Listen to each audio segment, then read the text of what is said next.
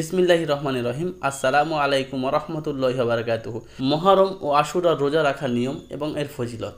আল্লাহ তাআলা পবিত্র কোরআনে 4 মাসের গুরুত্ব সম্পর্কে তাগিদ দিয়েছেন, আর মুহররম সেই 4 মাসের মধ্যে অন্যতম ও গুরুত্বপূর্ণ। হাদিসেও এর অনেক আলোচনা এসেছে। আব্দুল্লাহ ইবনে আব্বাস রাদিয়াল্লাহু তাআলা আনহু বলেন, আমি রাসূলুল্লাহ সাল্লাল্লাহু আলাইহি ওয়াসাল্লামকে রমজান ও আশুরায় যেরূপ গুরুত্বের সঙ্গে রোজা রাখতে দেখেছি, অন্য সময় তা দেখিনি। বুখারী হাদিস থেকে ইবনে আব্বাস রাদিয়াল্লাহু তাআলা আনহু বর্ণনা করেন, নবীজি সাল্লাল্লাহু আলাইহি ওয়াসাল্লাম হিজরত করে মদিনায় পৌঁছে মদিনার ইহুদিদের আশুরার দিনে রোজা পালন করতে দেখেন। রাসূলুল্লাহ সাল্লাল্লাহু আলাইহি ওয়াসাল্লাম তাদের জিজ্ঞাসা করেন, এই দিনে কি ঘটেছে যে তোমরা এইরূপ রোজা পালন করো? তারা বলে, এই দিনটি অনেক বড় দিন। এই দিনে আল্লাহ তাআলা মূসা আলাইহিস সালাম ও তার সঙ্গীদের ফিরআউনের থেকে মুক্ত করেছিলেন এবং ফিরআউন ও তার বাহিনীকে ডুবিয়ে মেরেছিলেন। এর কৃতজ্ঞতা স্বরূপ মূসা আলাইহিস সালাম রোজা রাখতেন, তাই আমরাও আশুরার রোজা পালন করি। ইহুদিদের জবাব শুনে রাসূল করিম সাল্লাল্লাহু আলাইহি ওয়াসাল্লাম বলেন, মূসা আলাইহিস সালামের কৃতজ্ঞতা অনুসারে আমরা তাদের চেয়ে বেশি যত্নশীল হওয়ার অধিকারী।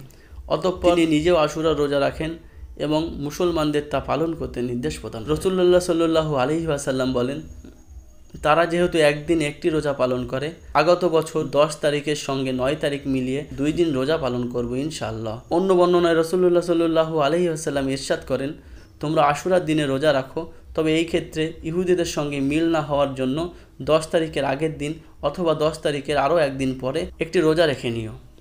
হাদিসগুলোর আলোকে এটা প্রমাণিত হয় যে আশুরার 2টি রোজা রাখতে হবে, একটি মুহররম মাসের 10 তারিখে আর একটি মুহররম মাসের 10 তারিখ অথবা 11 তারিখে, যে কোনো একদিনে। 2024 সালে 10ই মুহররম আশুরার রোজা কত তারিখে হবে? যেহেতু 10ই মুহররম ইংরাজি 17ই জুলাই বুধবার, সেই হিসাবে ইংরাজি 16 ও 17ই জুলাই মঙ্গলবার ও বুধবার 2টি রোজা রাখতে হবে, অথবা 17 ও 18 জুলাই বুধবার ও বৃহস্পতিবার 2টি রোজা রাখতে হবে। আমরা সকলে রোজা রাখার চেষ্টা করব ইনশাআল্লাহ।